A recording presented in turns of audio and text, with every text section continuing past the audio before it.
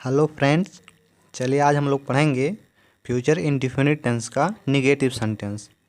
Negative sentence का हिंदी में मतलब होता है नकारात्मक वाक्य। अब चलिए इसका पहचान देखते हैं। जिस हिंदी वाक्य में क्रिया के पहले नहीं शब्द का प्रयोग रहता है उस हिंदी वाक्य को निगेटिव सेंटेंस कहा जाता है। यानी कि कोई हिंदी वाक्य लिखा रहेगा और उसमें कोई क्रिया होगी, उस क्रिया के पहले जब नहीं शब्द आ जाएगा तो सेंटेंस आपका निगेटिव सेंटेंस हो जाएगी। इस प्रकार देखिए वाक्य नंबर 1 में तुम लोगों को अंग्रेजी नहीं पढ़ाऊंगा। मैं तुम लोगों को अंग्रेजी नहीं पढ़ाऊंगा, तो इसमें पढ़ाऊंगा ये आपका क्रिया हो गई और क्रिया के पहले ये नहीं आ गया, इसलिए यह सेंटेंस हो गई आपकी निगेटिव सेंटेंस। फिर दूसरी वाक्य है मेरी माता जी समय से खाना अवश्य नहीं बनाएंगी। इसमें भी आपका बनाएंगे क्रिया है और नहीं आ गया क्रिया के पहले, ये भी आपका नेगेटिव सेंटेंस हो गया। तीसरी वाक्य देखिए वह लड़का कक्षा 10 में नहीं पढ़ेगा, तो यहाँ पढ़ेगा आपका क्रिया हो गई और क्रिया के पहले नहीं शब्द आ गया, इसलिए तीनों वाक्य क्या हो गई, निगेटिव सेंटेंस की हो गई। चलिए अब इसके अनुवाद का नियम देखते हैं। तो उपरोक्त जैसे हिंदी वाक्यों का अंग्रेजी में अनुवाद करते समय ये जो उपरोक्त मतलब ये तीनों जो वाक्य दी गई हैं, वाक्य नंबर 1, 2, 3, ऐसी वाक्य का अनुवाद करते समय आपको सर्वप्रथम सब्जेक्ट लिखना है। उसके बाद या बिल, शैल या वुड, कर्ता के वचन और क्रिया के टेंस के अनुसार आपको इसी तीनों में से किसी एक का प्रयोग करना है। उसके बाद आपको नॉट लिखना है। उसके बाद में क्रिया का फर्स्ट फॉर्म लिखना है, फिर आपको ऑब्जेक्ट, फिर कॉम्प्लीमेंट लिखा जाता है। अब चलिए इसका अनुवाद हम लोग करेंगे। तो सबसे पहले आपको सब्जेक्ट लिखना है। सब्जेक्ट इसका देखिए पहली वाक्य का मैं है, इसका इंग्लिश में मीनिंग होता है आई, तो आई लिखेंगे।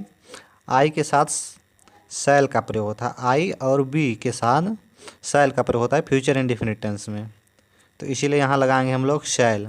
और निगेटिव सेंटेंस है तो शैल के बाद यहाँ लगाएंगे नॉट।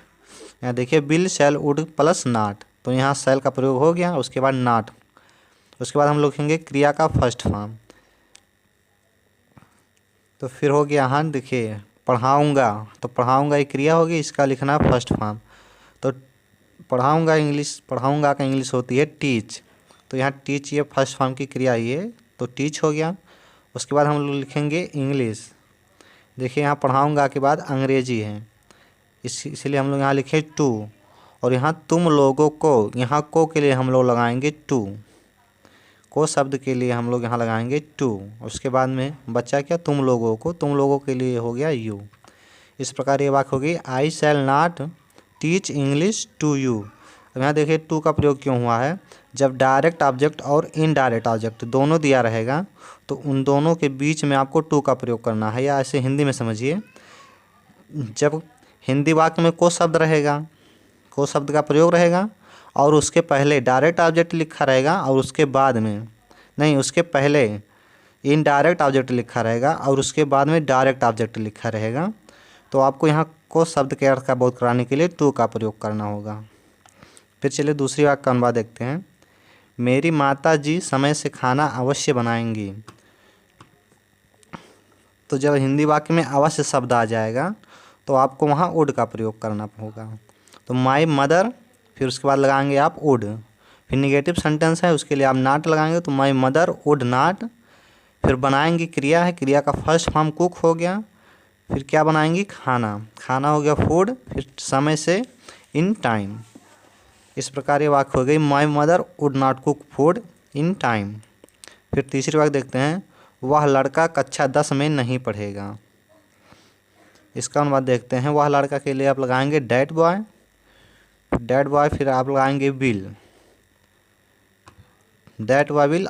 आई और बी के साथ शैल का प्रयोग होता है, बाकी सबके साथ आपको बिल का प्रयोग करना है, तो इसलिए यहाँ बिल हो गया। उसके बाद निगेटिव सेंटेंस है नॉट का प्रयोग करेंगे, फिर लिखेंगे क्रिया का फर्स्ट फॉर्म, यहाँ attend, attend in the class 10th। इस प्रकार हो गया that boy will not attend in the class 10th। यहाँ देखिए आप रीड भी लगा सकते हैं, लेकिन रीड से अच्छा है आपका अटेंड है। अटेंड मतलब होता है सम्मिलित होना या पार्टिसिपेट करना।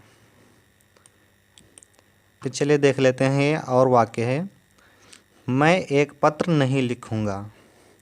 ये आप कमेंट में बताइएगा इसका अनुवाद क्या होता है। एक का मैं बता देता हूँ, बाकी आप दोनों का बताइएगा इसका कमेंट करके कि इन दोनों का अनुवाद क्या होगा।